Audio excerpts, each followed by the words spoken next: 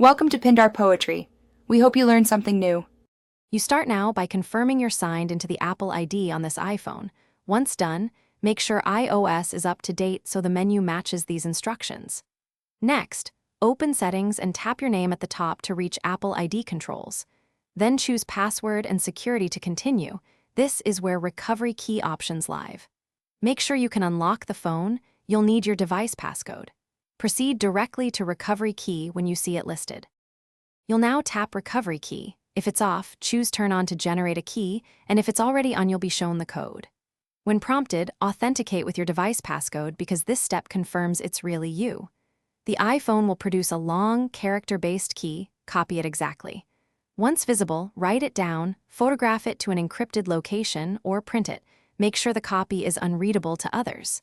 Keep the key offline when possible, and confirm you have a second secure copy. Finish by storing the recovery key in at least 2 separate, secure places, for example, a safe and an encrypted drive, and do not keep both copies online. Once stored, verify by viewing the recovery key again in Settings or by signing into your Apple ID from another trusted device to ensure it works. If something goes wrong and you can't access the recovery key, start the account recovery process. Make sure you still have your device passcode and trusted phone number ready for verification. Thanks for watching. Consider subscribing if we helped you.